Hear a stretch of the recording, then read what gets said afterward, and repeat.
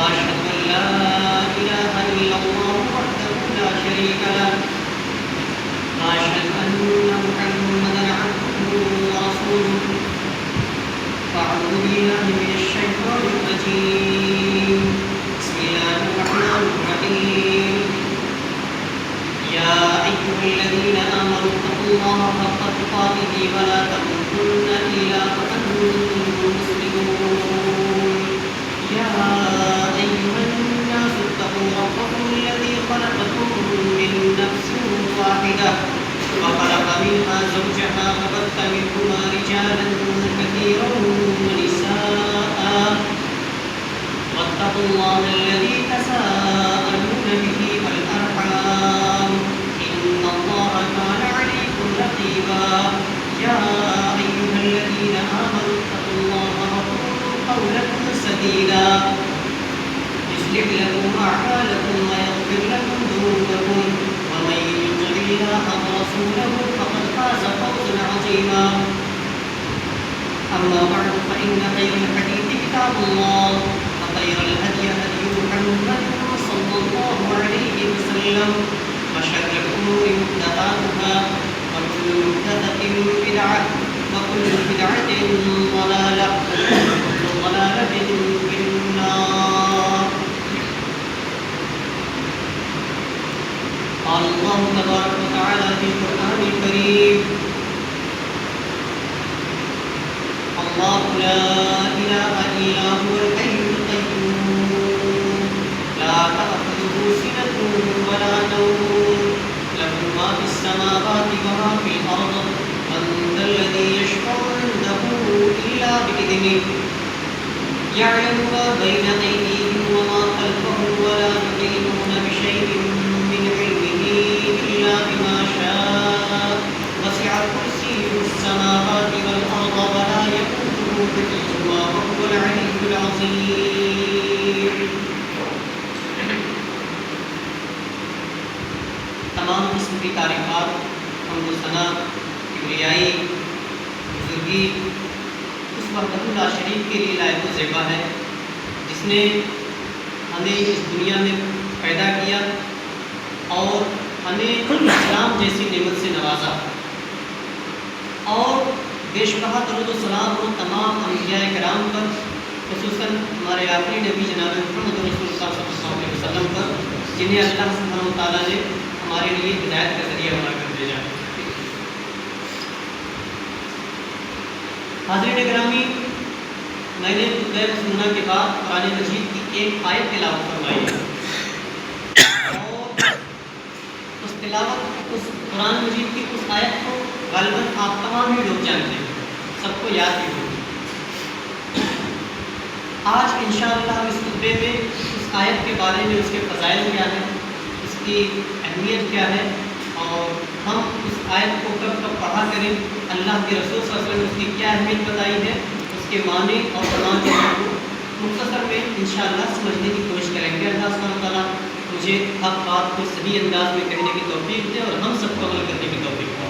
آمین آمین. یہ آیت الکرسی سورہ بقرہ کی آیت ہے، آیت نمبر 255 ہے اور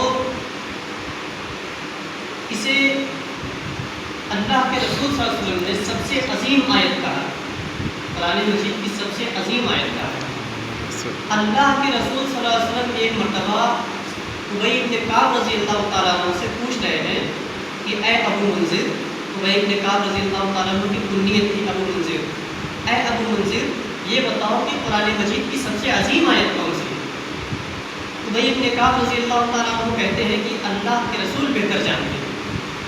یہ ادب اور احترام ہم میں بھی ہونا چاہیے.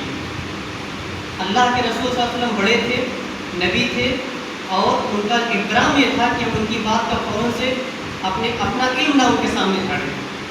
یہ ہمارے اندر بھی ایک چیز ہونی چاہیے کہ اگر ہم سے زیادہ جاننے والا کوئی بیٹھا ہے تو اس کے سامنے ہم اپنا علم زبردستی نہ ثابت کریں. ٹھیک ہے ہمارے علم ہے، ہمارے پاس اللہ نے ہمیں دیا ہے، اس کو ہم دبائے رکھیں، اس سے ہم جاننا چاہیں وہ ہمیں کیا بتا رہا ہے، یہ ہمارے اندر ہونا چاہیے. پھر اس کے بعد دوبارہ اللہ کے رسول صلی اللہ علیہ وسلم پوچھ رہے ہیں کہ اے ابو منذر بتاؤ کہ قرآن مجید کی سب سے عظیم آیت کون سی ہے؟ پھر وہ یہی جواب دے رہے ہیں پھر اللہ کے رسول صلی اللہ علیہ وسلم نے جب پوچھا تو انہوں نے کہا کہ آیت الکرسی، اللہ لا الہ الا هو الحی القیوم، انہوں نے پڑھ کر کے بتایا. تو اللہ کے رسول صلی اللہ علیہ وسلم ان کے سینے پہ تھپکی دیتے ہیں، خوش ہوتے ہیں، کہتے ہیں کہ تمہارا علم تمہیں بہت مبارک ہے. اب دیکھیے عظیم کا معنی جو ہم اردو میں کرتے ہیں، آپ عموماً بڑے کے معنی میں کرتے ہیں، سب سے بڑی آیت، عظمت والی آیت، سب سے بڑی آیت یہی کرتے ہیں. لیکن سب سے بڑی آیت اگر ہم دیکھیں تو قرآن مجید کی جو آیت دین جس کو بولتے ہیں، یہ سورہ بقرہ کا جو آخری صفحہ ہے اس سے ٹھیک پہلے والی آیت، وہ پورے صفحے کی ایک آیت ہے. یا ایھا الذین آمنوا اذا تداینتم بدین الی اجل مسمى. اس میں لین دین کی بات کی گئی ہے کہ اگر آپ کسی سے لین دین کرتے ہیں، کچھ ادھار لیتے ہیں، کچھ قرض لیتے ہیں، تو کیسے لیں، کیا طریقہ اس کا ہے. سب سے لمبی آیت یہ ہے، لیکن سب سے عظیم آیت جس کو کہا گیا ہے وہ آیت الکرسی کہا گیا ہے. عربی میں دو لفظ استعمال ہوتے ہیں، ایک عظیم اور ایک کبیر. کبیر جو لفظ استعمال ہوتا ہے وہ سائز میں بڑے کے لیے کہا جاتا ہے، سائز میں بڑے کے لیے، وہ لمبائی اس کی زیادہ ہے، اس میں زیادہ الفاظ، زیادہ حروف ہیں اس معاملے میں. لیکن عظمت کے معاملے میں جو ہم بڑائی کا ترجمہ کرتے ہیں وہ آیت الکرسی ہے، وہ عظمت میں بڑی ہے، عہدے میں بڑی ہے. جس طریقے سے دن جو ہے وہ سبھی 24 گھنٹے کے ہو رہے ہیں، لیکن سید الایام سب سے عظمت والا دن جمعے کو کہا گیا ہے. اسی طرح سے قرآن مجید کی جو سب سے عظیم آیت ہے وہ آیت الکرسی ہے، اور اس کی وجہ یہ ہے، اس میں قرآن مجید کی جو آیت الکرسی جو آیت ہے، یہ ایک ایسی آیت ہے جس کو اگر ہم پیش کرتے ہیں تو پھر جو شرک کرنے والوں کا جو معاملات ہے، جتنے بھی غیر اللہ جن کو اللہ کے علاوہ جن کی عبادت کی جاتی ہے، وہ سب کے سب معبود جو ہے باطل قرار پائے جاتے ہیں اگر آیت الکرسی کوئی پڑھتا ہے، کوئی اس کو سمجھتا ہے. اور یہی وجہ ہے کہ شیطان اس سے بہت دور بھاگتا ہے، کیونکہ جس نے آیت الکرسی کو سمجھ لیا اچھی طریقے سے، انشاءاللہ اس کو کوئی بھی شرک کی طرف نہیں لے جا پائے گا.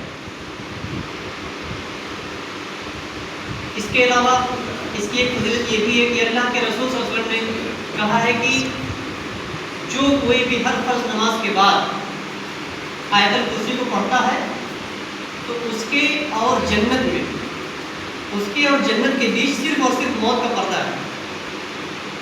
اس کی موت ہوگی، اس کی روح نکلے گی، وہ جنت میں داخل کر دیا جائے گا. تو ہمیں چاہیے کہ ہم ہر فرض نماز کے بعد ضرور آیت الکرسی کا اہتمام کریں. تمام اذکار ہیں، تمام اذکار کو پڑھیں، ان اذکار میں آیت الکرسی شامل ہے، ہمیں ضرور پڑھنا چاہیے. بہت بڑا اس کا انعام ہے. جنت جو ہمارا مقصد ہے، جہاں سے ہم نکالے گئے، ہمیں جہاں سے زمین پہ نازل کیا گیا، پھر وہی ہمیں جانا ہے. اور وہ ہمیں ملے کیسے؟ ایک اللہ کے رسول نے ایک طریقہ یہ بتایا کہ آپ ہر فرض نماز کے بعد آیت الکرسی پڑھا کریں، اور گناہ کبیرہ سے، بڑے گناہ سے ہمیں ہر حال میں بچنا ہی بچنا ہے، حقوق العباد معاف نہیں ہونے والے. اسی طرح سے بہت سے مسائل ہوتے ہیں، شیطانی مسائل. سیدنا عمر رضی اللہ تعالیٰ عنہ کو فطرہ کے مال پر، زکوٰۃ الفطر کے مال پر اللہ کے رسول صلی اللہ علیہ وسلم نے معمول کیا تھا کہ آپ وہاں پہ پہرا دیں کہ کوئی چوری نہ کرنے پائے، آپ وہاں کی نگرانی کریں. سیدنا ابو ہریرہ رضی اللہ تعالیٰ عنہ وہاں کی نگرانی کر رہے ہیں. ایک شخص آتا ہے، اس میں سے لگ بھر کے اناج اٹھا رہا ہے. سیدنا ابو ہریرہ رضی اللہ تعالیٰ عنہ اس کو پکڑا، میں تجھے اللہ کے رسول کے سامنے پیش کروں گا، تم چوری کر رہے ہو. وہ معافی مانگنے لگا کہ میرے بیوی بچے ہیں، تمام چیزیں ہیں، وہ غریب آدمی ہوں، مجھے چھوڑ دو. ان کو ترس آیا سیدنا ابو ہریرہ رضی اللہ تعالیٰ عنہ کو، انہوں نے چھوڑ دیا. اللہ کے رسول صلی اللہ علیہ وسلم سے صبح ہوئی تو اللہ کے رسول سے خود پوچھ رہے ہیں کہ ابو ہریرہ تمہارے قیدی کا کیا ہوا؟ تو سیدنا ابو ہریرہ رضی اللہ تعالیٰ عنہ نے کہا کہ ایسے ایسے آیا تھا اور مجھ سے رویا گڑایا، مجھے رحم آیا، میں نے چھوڑ دیا. اللہ کے رسول صلی اللہ علیہ وسلم کہہ رہے وہ پھر آئے. اب ان کو یقین ہے کہ رسول نے کہہ دیا ہے تو کہہ دیا، بات ختم. پھر وہ بڑی مستعدی سے اس بات پہ اڑے ہوئے تھے کہ نہیں، اللہ سے نے کہا پھر آئے گا. پھر آیا، چوری کر رہا ہے، پھر پکڑا، پھر وہی چیز ریپیٹ ہوئی. پھر اللہ نے کہا پھر آئے گا، پھر تیسرے دن آئے گا. پھر سیدنا ابو رضی اللہ عنہ کو پکڑا، اب نہیں چھوڑ سکتا، اس پر بہت رحم کیا، بہت ترس کھایا، نہیں چھوڑ سکتا. تو اس نے کہا کہ آپ مجھے چھوڑ دیجئے، اس کے بدلے میں ایک ایسی چیز بتاؤں گا کلمات سکھاؤں گا کہ جس کی وجہ سے جس کو اگر آپ پڑھیں گے تو انشاءاللہ آپ شیاطین سے محفوظ رہیں گے. کس شرط پر انہوں نے چھوڑا؟ اس نے آیت الکرسی سکھایا. پھر صبح ہوتی ہے، اللہ کے رسول صلی اللہ علیہ وسلم پوچھتے ہیں کیا ہوا تمہارے قیدی کا؟ تو کہہ رہے ہیں کہ مجھ کو ایسے ایک علم کی بات بتایا تو میں نے اس کو چھوڑ دیا، اس شرط پر میں نے اس کو چھوڑا. اللہ کے رسول صلی اللہ علیہ وسلم کہتے ہیں کہ ہے تو وہ جھوٹا، لیکن یہ جو بات ہے یہ سچی کہی. اس لیے ہمیں چاہیے کہ ہم رات کو سوتے وقت خود بھی اپنے بچوں کو، اپنے گھر میں ہر کسی کو اس بات کی تعلیم دیں کہ سوتے وقت جو اللہ کے رسول صلی اللہ علیہ وسلم نے اذکار بتایا ہے ان اذکار میں آیت الکرسی بھی شامل ہے. آیت الکرسی ہے، سورہ بقرہ کی آخری دونوں آیات ہیں اور آخر کے تین کل ہیں. اس کو پڑھ کر کے اپنے دم کر کے پھر سوئیں، انشاءاللہ تمام طرح کے شیاطین کے شر سے محفوظ رہیں گے. اللہ کے رسول کی حدیث ہے، اسی شیطان نے اس چیز کو بتایا تھا. اللہ کے رسول نے تائید کیا اس بات کی کہ اس کے لیے جو ایسا پڑھتا ہے اس کے لیے پھر ایک فرشتہ نگرانی کے طور پر مقرر کر دیا جاتا ہے. وہ صبح تک اس کی نگرانی کرتا ہے، اور پھر جب اگر کوئی صبح میں اس آیت کو پڑھ لیتا ہے تو کرسی کو، پھر شام تک اس کی نگرانی کے لیے ایک فرشتہ مقرر کر دیا جاتا ہے. تو ہمیں اس کا اہتمام کرنا چاہیے. یہ رہے فضائل. آئیے ہم اس آیت کی کچھ تفسیر، اس کی ترجمہ سمجھتے ہیں انشاءاللہ. اس آیت میں 10 جملے ہیں ٹوٹل. اس میں پہلا جو جملہ ہے کہ یہ آیت شروع ہوتی ہے لفظ اللہ سے، اللہ لا الہ الا ہو. اللہ جو نام ہے نا یہ اللہ سبحانہ وتعالیٰ کا ذاتی نام ہے، اور اس آیت میں اللہ کے ذاتی نام کا ذکر کیا گیا ہے اور کہا گیا ہے کہ اس کے علاوہ کوئی معبود نہیں، عبادت کے لائق کوئی بھی نہیں اس کے علاوہ. معبود تو بہت بنے ہوئے ہیں لیکن اس لائق نہیں وہ معبود کیوں کی عبادت کی جائے سوائے اللہ کی.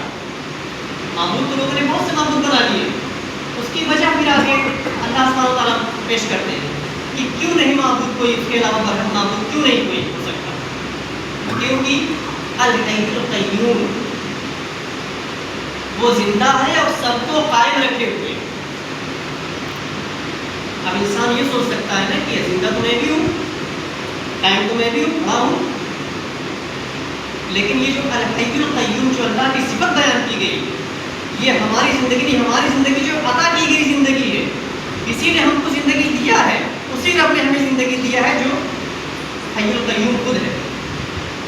ہم کسی کی دی ہوئی زندگی جی رہے ہیں. ہمیں اللہ سبحانہ وتعالیٰ نے پاؤں دیا ہے تو ہم قائم، ہمیں اللہ سبحانہ وتعالیٰ روح ہمارے جسم میں ڈالی تو ہم قائم، ورنہ ہم قائم. اللہ سبحانہ وتعالیٰ نے قائم کیا، زندگی دیا، تب ہم قائم ہیں اور زندگی ہمیں ملی. اور اس کا ایک معنی یہ بھی ہوتا ہے کہ وہ ایسا زندہ ہے جو ہمیشہ سے زندہ ہے، ازل سے لے کے ابد تک، جس کو کہتے ہیں ہمیشہ سے زندہ، ہمیشہ زندہ رہنے والا. اور اس کو قائم رکھنے کے لیے وہ کسی چیز کا مجبور نہیں ہے. جیسے ہم مجبور ہیں پاؤں کے سے مجبور ہیں، کہ پاؤں نہیں ہے تو ہم قائم نہیں ہو سکتے. اسی طرح سے اب الحی اور القیوم، یہ جو دو صفت اللہ سبحانہ وتعالیٰ کی بتائی گئی، اگر کوئی کسی کو کہتا ہے کہ فلاں معبود ہے تو ہمیں چاہیے کہ ہم اس چیز کو اس پیمانے پہ ناپ لیں. کیا وہ الحی ہے؟ کیا وہ ہمیشہ سے زندہ تھا؟ کیا وہ اب زندہ ہے؟